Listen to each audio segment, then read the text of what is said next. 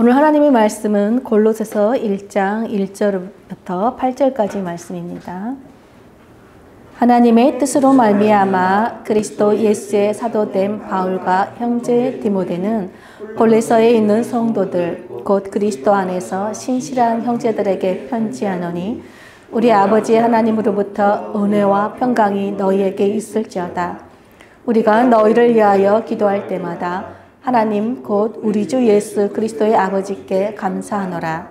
이는 그리스도 예수 안에 너희의 믿음과 모든 성도에 대한 사랑을 들었으며 너희를 위하여 하늘에 쌓아둔 소망으로 말미암음이니 곧 너희가 전에 복음 진리의 말씀을 들은 것이다.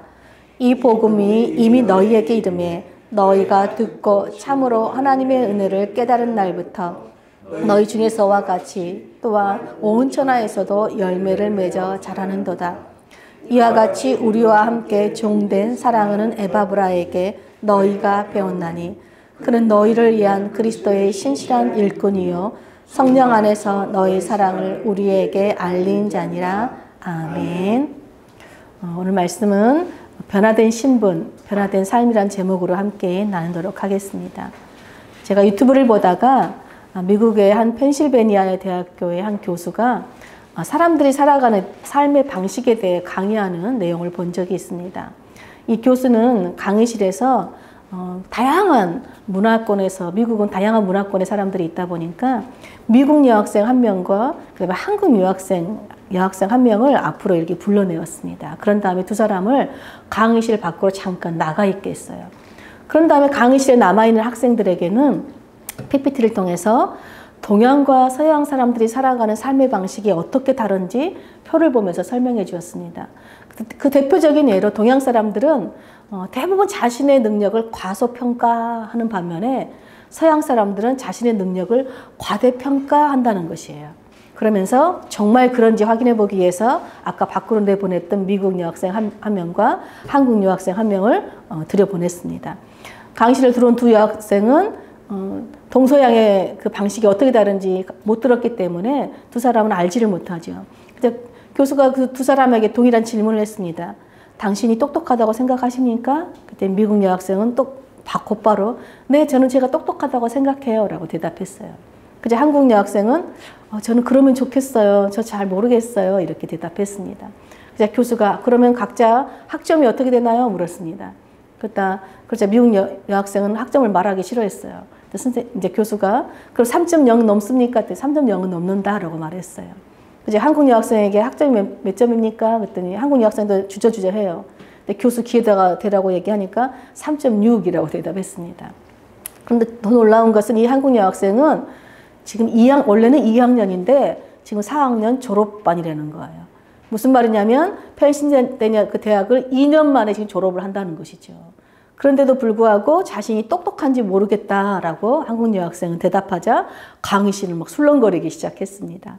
그러면서 교수는 이 두 여학생에게 자신이 왜 이런 질문을 두 사람에게 했는지 바로 사람이 살아가는 방식에 대한 동서양이 어떻게 다른지 그 결과를 보여주고 싶었기 때문이라고 설명해 주었습니다.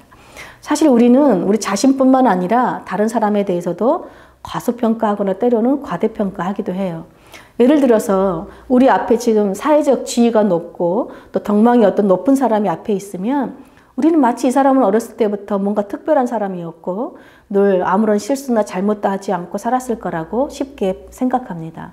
근데 반대로 우리 앞에 있는 사람이 어떤 행실이 부도덕하고 또 실수를 자주 하는 사람이 있다면 이 사람의 말은 일단 의심부터 하고 이 사람은 본래 이런 사람이었을 것처럼 매도해버리기도 우리는 합니다. 그런데 성경을 보면 성경은 사람에 대해서 과대평가하거나 가소평가하지 않고 진실하게 기록해요. 아무리 위대한 믿음의 조상 아브라함이라 할지라도 또 아무리 위대한 선지자인 모세라 할지라도 아무리 위대한 왕인 다윗이라 할지라도 성경은 그들의 삶을 미화하거나 과장하지 않고 그 사람의 실수나 잘못조차도 그대로 기록합니다. 또한 그들이 비록 치명적인 실수와 잘못을 했다고 해서 그들이 믿음으로 한 행동조차도 다 잘못된 것으로 치부하지도 않습니다. 한마디로 성경은 진실하게 기록해요. 여러분 이렇게 진실하게 기록한 성경을 통해서 우리가 발견할 수 있는 진리가 무엇인가 보면요. 아무리 위대한 믿음의 사람들, 믿음의 영웅들이라 할지라도 그들 모두는 하나님의 은혜가 필요한 죄인들이었다는 사실이에요. 또한 하나님은 아무리 큰 죄인이라 할지라도 우리를 과소평가하거나 또한 그렇게 과대평가하시는 분이 아니시라는 것입니다. 복음서에 나타난 예수님의 모습을 보면 우리는 하나님이 어떤 분이신지 다 분명하게 알 수가 있습니다. 예수님은 수많은 사람들을 만나셨어요. 특별히 당대 최고의 권력자인 헤롯과 빌라도를 만났을 때도 그들이 아무리 왕과 사회적 지위가 높다고 해서 그 사람들을 우러러보거나 과대평가하지 않으셨어요. 또한 탁월한 종교 지도자인 니고데모를 만났을 때도 하나님은 그를 과대평가하지 않았습니다. 심지어 여자가 낳은 자 중에 가장 큰 자라고 하는 세례 요한조차도 그를 칭찬하실 때조차도 천국에서는 지극히 작은 자가 그보다 더 큰 자라고 말씀하셨어요. 또한 예수님은 사람들을 절대로 과소평가하지 않았어요. 제자들을 부르실 때 지방 출신이라고, 어부 출신이라고, 세리 출신이라고, 학력이 낮다라고 차별하거나 무시하지 않으셨어요. 어린아이들이 오는 거 주님 막으시지 않으시고 다 받아주셨고, 또 자신을 불쌍히 여겨달라고 외치는 소경 바디메오의 그 부르짖음에도 주님은 애면하지 않고 그의 눈을 또 고쳐주셨습니다. 또 아무도 가까이 가지 않는 나병 환자에게도 주님은 직접 가까이 가셔서 손을 대시고 치료해 주셨죠. 여러분, 예수님은요, 어린아이라고, 여자라고, 병들었다고, 가난하다고, 학력 낮다고, 신분 낮다고 과소평가하지 않으셨어요. 또한 부자라고, 사회적 지위가 높다고, 또 지식이 많다고 해서 과대평가하지도 않으셨어요. 그저 한 사람 한 사람을 존귀하게 대해주셨습니다. 여러분, 우리는 사람의 겉모습과 지금 눈에 보이는 현재의 모습만 보고 사람을 판단하고 평가할 때가 많지만 예수님은 세상의 어떤 기준으로 사람을 대하시지 않으셨습니다. 아마도 그렇게 하신 이유는 예수님은 사람의 외모보다는 사람의 중심, 마음을 보시는 분이시기 때문일 것입니다. 또한 예수님은 지금 우리 눈에 당장 보이는 모습이 아니라 주님을 만난 이후에 새롭게 변화될 이 사람의 미래를 보시는 분이시기 때문일 것입니다. 오늘 골로새서 편지를 쓴 사람은 사도 바울이에요. 우리가 교회에서 예수님 다음으로 가장 존경하고 본받고 싶은 사람 하면 바로 바울이라고 우리는 생각할 거예요. 그런데 그런 바울조차도 어두운 과거가 있었어요. 바로 교회 핍박자라는 거였습니다. 얼마나 바울은요 정말 열심히 교회를과 성도들을 핍박하는 사람들이었습니다. 그런데 바울이 그렇게 교회를 핍박하는 수 있었던 것은 그 마음의 동기가 무엇인가 보면 하나님을 향한 열심과 사랑 때문에 그런 거였어요. 즉 잘못한 거였지만 그의 마음과 동기는 하나님을 향한 열심이 있었기 때문이라는 거예요. 그래서 주님은 바울의 그 중심을 잘 아셨기 때문에 바울을 만나 주셨고, 또 주님을 만나 변화된 바울은 주님의 몸을, 교회를 더욱 사랑하게 되었고, 성도들을 사랑하고 한 영혼을 사랑하는 복음 전도자의 사명을 감당하는 자로 변화되었습니다. 사실 저를 포함해서 여기에 있는 우리 모두는 다 어두운 과거가 있는 사람들이에요. 또 여전히 우리는 치명적인 실수를 하고 잘못도 해서 하나님의 은혜가 필요한 죄인들입니다. 그럼에도 불구하고 이런 우리들을 하나님께서 존귀하게 여겨주셔서 예수 그리스도의 보혈로 우리를 새롭게 하여 주셨습니다. 그러므로 우리가 아무리 훌륭한 사람이라고 해서 너무 우리가 과대평가할 필요도 없고, 또 인격적인 결함이 있다고 해서 우리가 그 사람을 너무 과소평가할 필요가 없습니다. 저와 여러분은 바라기는 우리 주님처럼 사람의 외모를 보고 판단하는 것이 아니라 사람의 중심을 볼 수 있는 눈을 가지시기를 축복합니다. 또한 하나님께서 나를 지금 변화시켜 주시는 것처럼 내 앞에 있는 사람이 부족해 보여도 이 사람도 변화시킬 것을 기대하면서 존귀하게 바라보시기를 축복합니다. 그런데 이 복음 전도자로서 새로운 삶을 사는 사도 바울을 대하는 사람들도 두 가지 모습이었어요. 바울이 기적과 이사를 많이 행했죠. 특별히 걷지 못하는 안진뱅이를 고치는 사건이 있었어요. 그러자 사람들이 바울을 신으로 추앙해요. 막 바울 앞에서 제사까지 막 드리려고 합니다. 하나님의 능력을 바울의 능력으로 과대평가한 것이죠. 반대로 또 바울을 끊임없이 깎아내리려는 사람도 있었습니다. 바울의 사도권을 문제 삼았고 바울의 몸도 나약하다, 설교도 잘 못한다, 가소평가하는 사람들이 있었습니다. 그래서 사도 바울은 편지를 쓸 때마다, 여러분 바울 서신을 보면 편지에 공통적으로 나오는 문구가 있어요. 오늘 골로새 교회 편지할 때도 동일하게 등장해요. 우리 1절을 보겠습니다.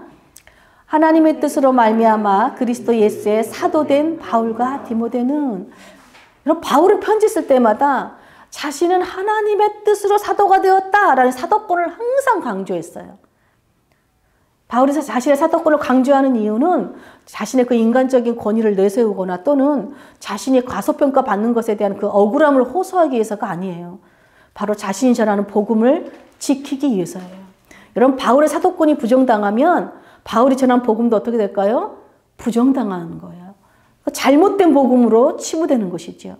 바울은 자신이 과대평가받는 것도 또한 과소평가받는 것도 경계했던 이유가 무엇인가 봤더니 자기 자신 때문이 아니에요. 자기 자신의 권위를 지키기 위함이 아니라 자신이 전하는 복음이 헛된 복음이 되지 않고 참된 복음이라는 것을 강조하기 위함이었어요. 그렇게 하나님의 뜻으로 사도가 되었음을 밝힌 바울은 이어서 골로새서 교인들을 향해 두 가지 형용사로 표현을 합니다. 이 두 표현은 그때나 지금이나 모든 교회의 성도들의 아주 중요한 정체성을 보여주는 매우 중요한 단어입니다. 우리 2절을 함께 보겠습니다.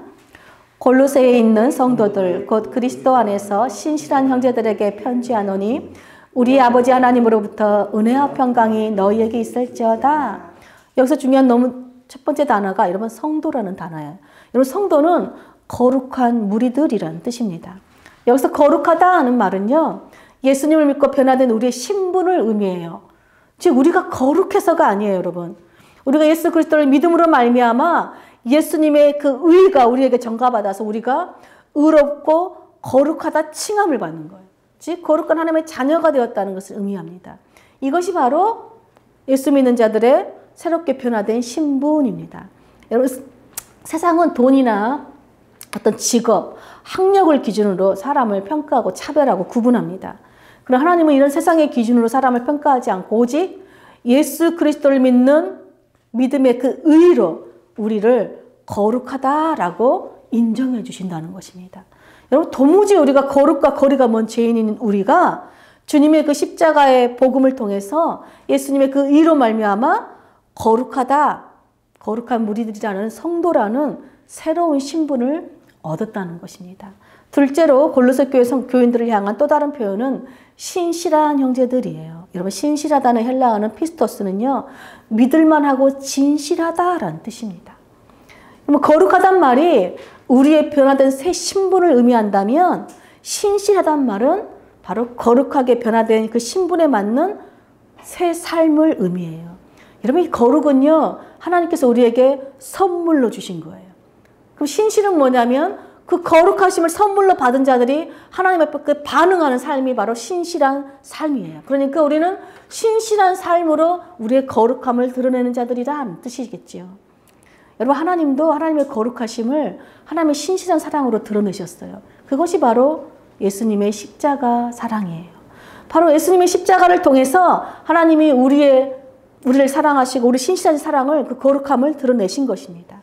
그래서 하나님께서 예수님을 믿는 자들을 여전히 죄 가운데 있지만 죄인으로 바라보지 않고 예수 그리스도의 십자가의 의를 통해서 우리를 거룩하고 신실한 성도를 의인으로 바라보신다는 것입니다.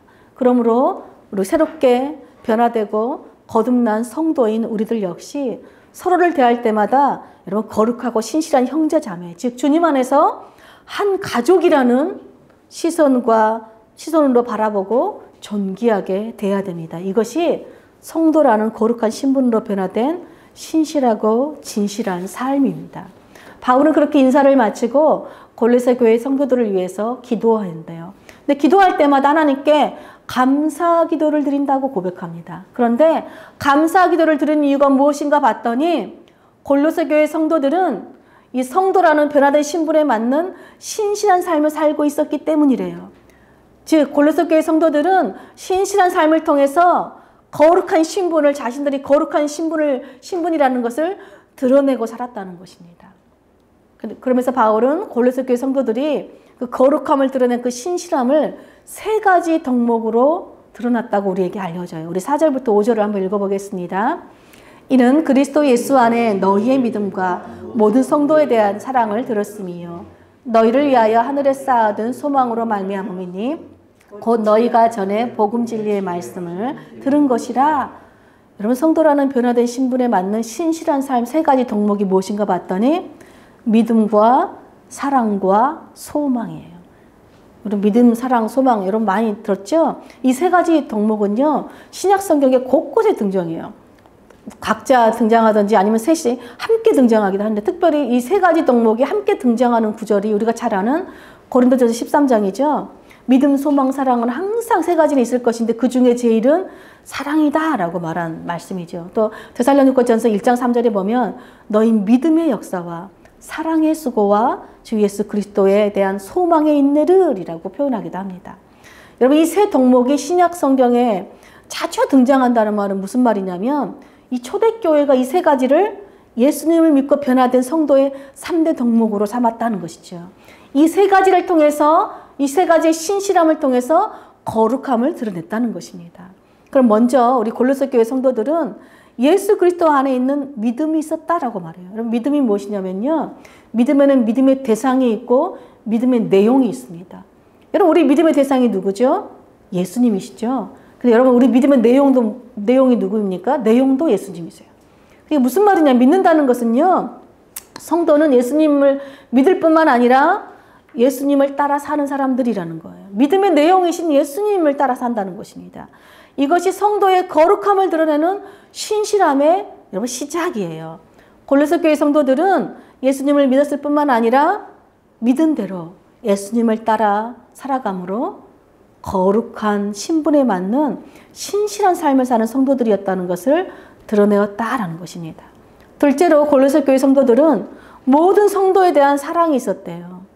여러분, 예수님을 믿는다는 것은 하나님의 한 가족이 된 성도에 대한 사랑으로 증명이 돼요.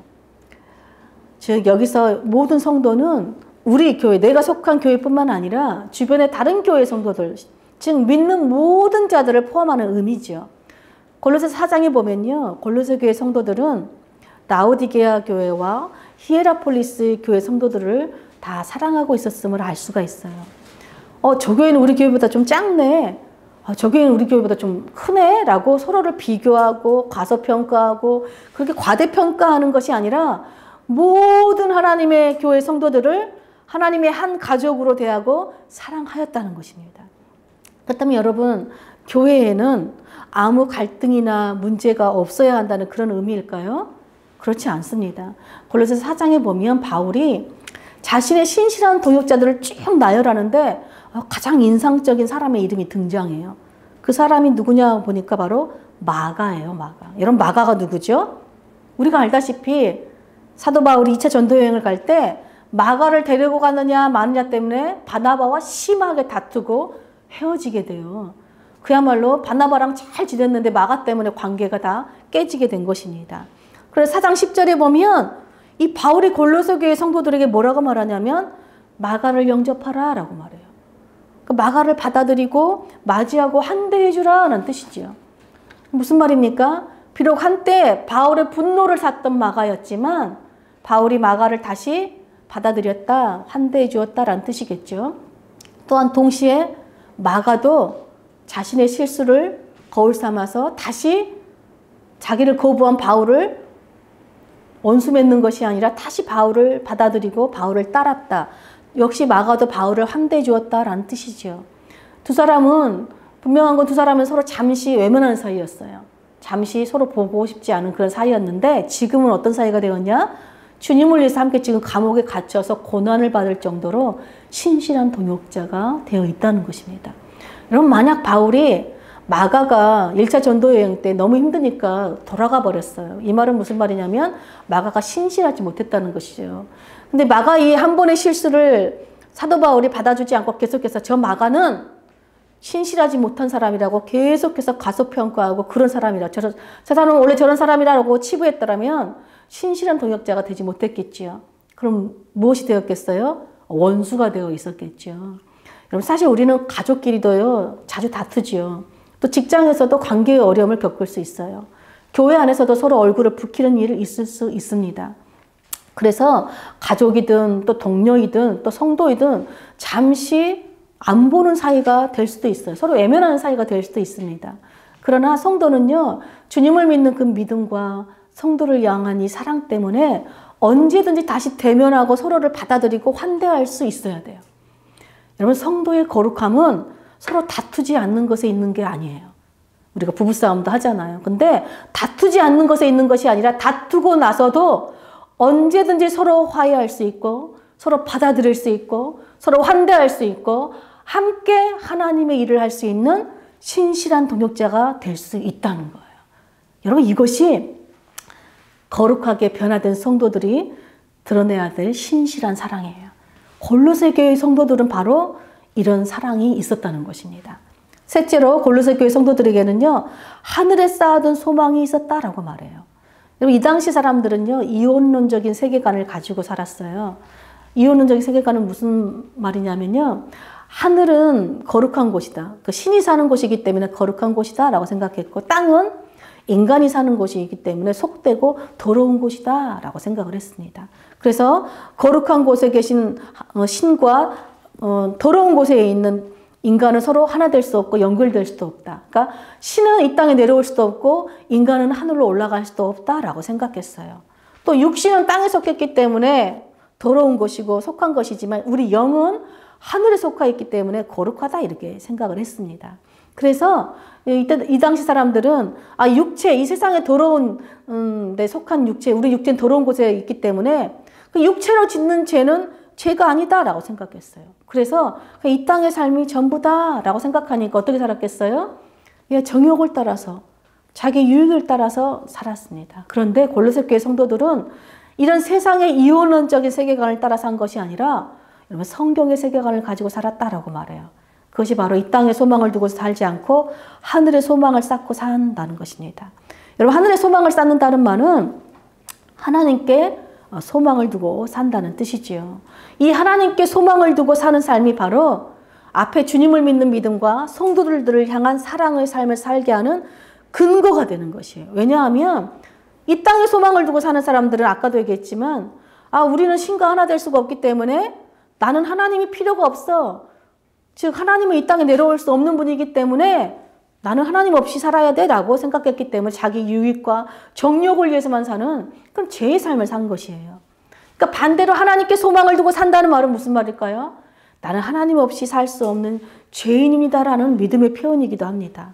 즉 이 땅에 하나님인 이 땅에 임하시는 분이고 하나님 우리와 함께 하시는 분이시고 우리도 그 나라에 하늘나라에서 하나님과 함께 할 수 있다는 믿음이 있다는 것입니다. 그래서 나 혼자가 아니라 믿음의 공동체로 함께 사는 거예요. 이 땅에서도 정결하고 거룩한 삶을 사모하는 사람들이 바로 하늘에 소망을 두는 사람들입니다. 바로 골로새 교회 성도들은 하나님께 소망을 두고 사는 사람들이었다는 것이지요. 여러분, 이렇게 골로새 교회 성도들은 거룩한 성도라는 그 변화된 신분에 맞게 믿음과 소망과 사랑의 이 세 가지 덕목을 갖춘 신실한 삶을 통해서 자신들의 거룩함을 드러내었습니다. 그렇다면 여러분, 골로새 교회 성도들은 어떻게 이 거룩한 성도의 신분에 맞게 믿음과 소망과 사랑이라는 이 덕목을 갖춘 신실한 삶을 살 수 있었을까요? 바울은 그 이유가 무엇인지 골로새 교회 성도들이 받은 복음이 참된 복음이었기 때문이라고 말합니다.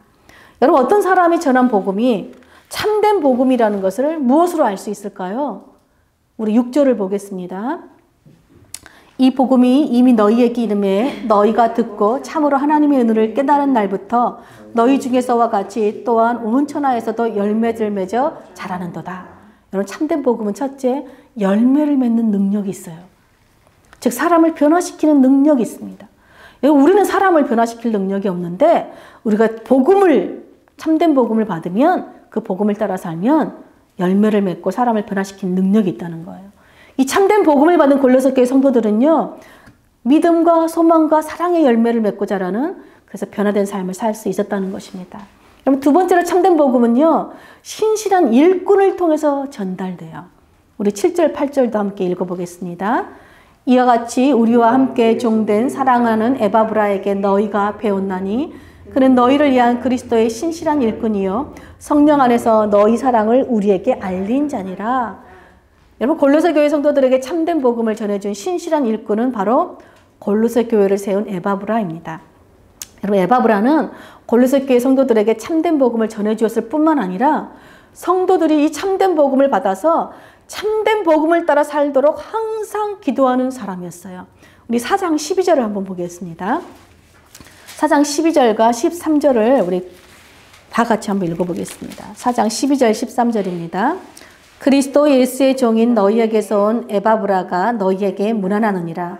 그가 항상 너희를 위하여 애써 기도하여 너희로 하나님의 모든 뜻 가운데서 완전하고 확신 있게 서기를 구하나니 그가 너희와 라오디게아에 있는 자들과 히에라볼리에 있는 자들을 위하여 많이 수고하는 것을 내가 증언하노라. 여러분, 이 골로새서 교회는요, 사도 바울이 세운 교회가 아니에요. 누가 세웠다고요? 에바브라가 세웠어요. 사도 바울은요, 이 교회를 방문한 적도 없습니다. 그런데 사도 바울이 골로새 교회의 성도들을 위해서 기도할 뿐만 아니라 깊은 애정을 담아서 지금 편지를 쓰고 있죠.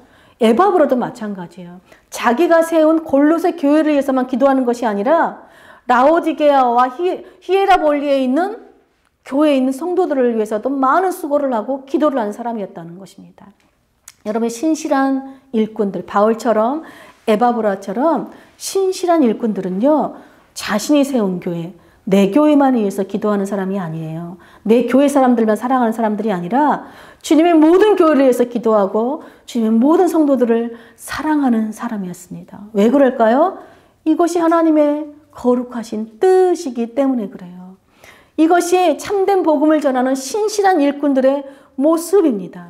이것이 거룩하신 하나님의 뜻을 따라 사는 사람들의 성도의 삶이라는 것입니다. 그러면 여러분, 제일 중요한 게 무엇이에요? 참된 복음이죠. 참된 복음이 없으면 우리가 신실하고 거룩한 삶을 살 수 없지요.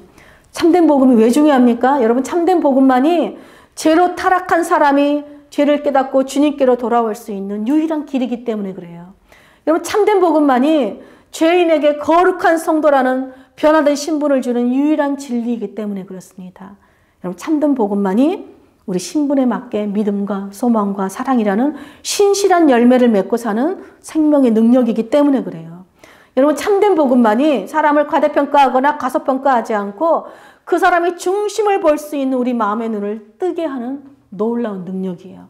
무엇보다 여러분, 참된 복음만이 하나님의 뜻을 따라 때론 실수하고 잘못한 사람을 품고 환대하여서 그 사람과 함께 하나님의 일을 할 수 있는 신실한 복음의 일꾼으로 살게 하는 능력이기 때문입니다. 여러분, 예수님의 그 십자가 복음이 원수된 우리를 하나님과 화목하게 해줬어요. 예수님의 십자가 복음 때문에 하나님께서 원수인 우리를 품어주시고 환대해 주시고 신실한 사랑으로 우리를 거룩한 성도로 하나님의 자녀로 삼아주셨습니다. 사랑하는 여러분, 우리도 이미 그 참된 복음을 받은 자들입니다. 믿으십니까? 네. 그렇다면 우리 늘기쁨 교회 성도들도 골로새 교회 성도들처럼 참된 복음을 따라 믿음과 소망과 사랑의 신실한 열매를 맺는 거룩하고 신실한 성도들로 사시길 축복합니다. 네. 또한 사도 바울처럼 에바브라처럼 참된 복음을 전할 뿐만 아니라, 참된 복음을 받았다는 것은 이제 참된 복음을 전할 뿐만 아니라 항상 깨어서 교회와 성도들을 위해서 기도하고 우리 교회만 위해서 기도하는 것이 아니라 한국교회와 더 나아가서 온 세계와 열방 가운데서 수고하고 애쓰는 선교사님들을 위해서도, 더 나아가서 잃어버린 영혼들, 하나님을 알지 못하는 그 영혼들을 위해서도 품고 기도하는 하나님의 성도들이 되시길 축복합니다. 그래서 이 참된 복음을 따라서 우리는 서로에게 신실한 동역자가 되어줄 뿐만 아니라 이 참된 복음을 따라서 나와 다른 사람들을 품고 환대함으로 다른 사람들과 원수 맺는 것을 끊고 서로 화목하여서 풍성한 열매를 맺는 거룩하고 신실한 성도들로 자라나는 저와 여러분 되시기를 간절히 축복합니다. 아멘.